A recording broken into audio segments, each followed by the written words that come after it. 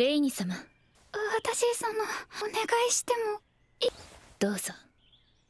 𝐜𝐡𝐚𝐧𝐬𝐭っていう形で現れちゃうみたいで。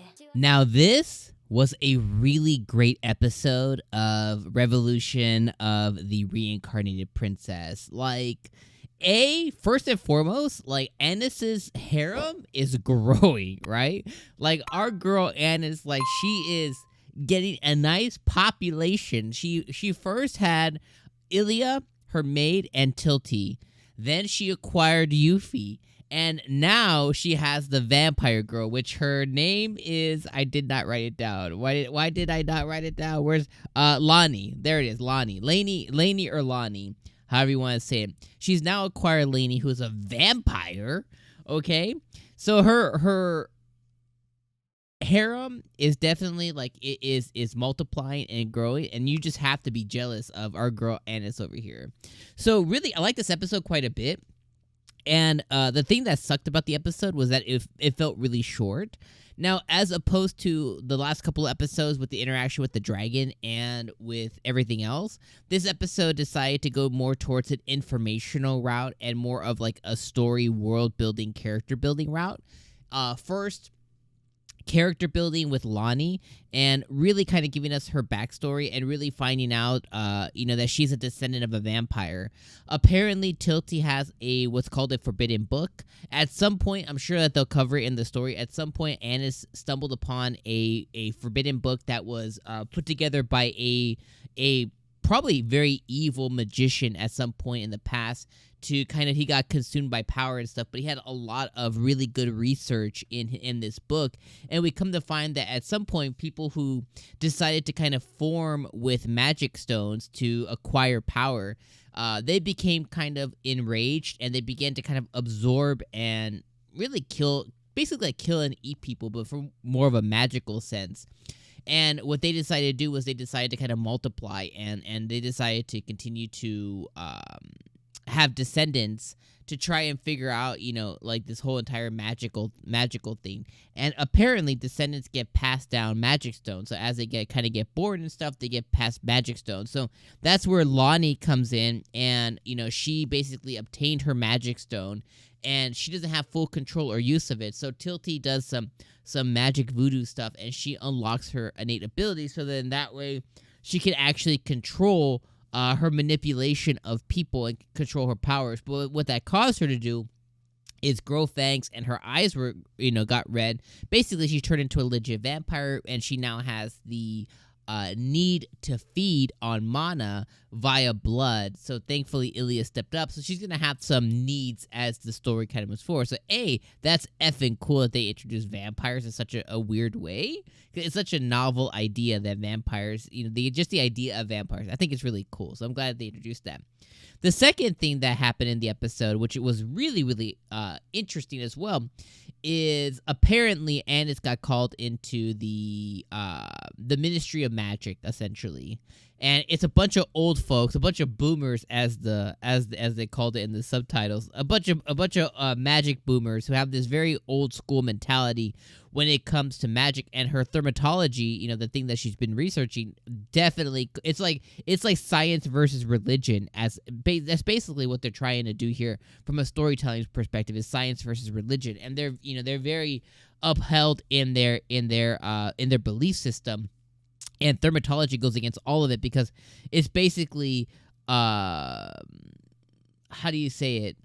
It's basically making magic tool-based as opposed to ability-based, right? So it allows people who don't innately have magic to be able to wield magic by using it as a tool as opposed to as an innate ability. So it goes against everything. So she gets called to basically be put on blast, for her to tell them what she's gonna do with the dragon, what do you call it? The dragon items and all the dragon things that they acquired, basically so they could put her on blast, so they could, basically repossess all the items from the Ministry of Magic. But thankfully Yuffie steps up this episode, and she gave a really cool speech, to basically where she told all these old dudes that, hey, we need to move forward with the sciences. We need to move forward with the times in conjunction with it. And she brought up a really cool, like aircraft that could use the magic that Annis uses in her broom currently to take to the skies, essentially, so that these old dudes could also take to the sky as well. So very, very, really good, like very cool and really good writing. Really enjoyable to watch, and I love how Yuffie kind of is coming into her own and really kind of putting her foot down and laying the groundwork for what she really wants to do.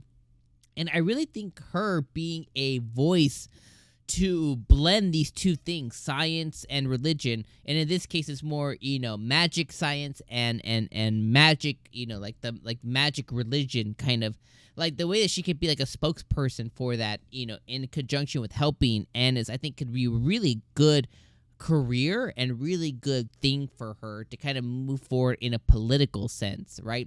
And the things that could come from that later on, like, maybe marriage or, whatever she decides to do could definitely come. But I definitely like how this episode Tilty challenged her of like, hey, if Algard ends up taking the throne, like, there's a really high chance that he hates his sister. Tilty knows this already. Like, and, obviously Annis knows this too, but he's like, there's a really high chance that, Annis could be just deemed a heretic and just exiled. What would you do? Would you go with her? It's like, you got to make these decisions. So I think it's a really smart move to kind of lay down the foundation of the magical society needing her thermatology research and science. Because if they can form a bonding relationship to kind of like, she can be crazy and be this crazy scientist and create these magical items and stuff, but do it within the parameters of kind of having the blessing of the Ministry of Magic. Like, I think that is an exceptional route to take. And I think Yuffie can be not the spokesperson, but also the person to kind of like navigate that relationship. So she kind of keeps Annis in line. Like, we can't go too crazy, but then she keeps the Ministry of Magic, expectations in line of, I'm holding her. Like, she's not going to go, like, she's not going to do things without your guys' blessing. I think that's a beautiful thing to do. So I don't know. I love this episode. I love this, like, one of my favorite animes was the, what the hell was it called? The Reborn in Another Kingdom or something. Like, it was all political. Like, I definitely like really political animes for sure.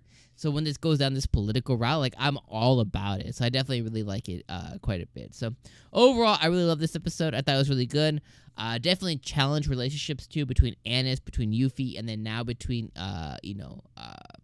Lonnie as well. So definitely very interesting from that perspective. But I love this, like, this political intrigue with the magical society and science. I think it's so cool. So the only thing I was disappointed about this episode was that we didn't get the continuation of Algard. We got his assistant, who was here in the crowd. He was steaming and foaming at the mouth, but we didn't really get more than that, unfortunately. So let me know what you guys thought of this episode down in the comments below. Let me know on did you like this episode? Did you hate it? Not this kind of writing and storytelling isn't right for everybody, and that's completely okay. So let me know what you guys thought. All right, I'll see you guys next week. Peace.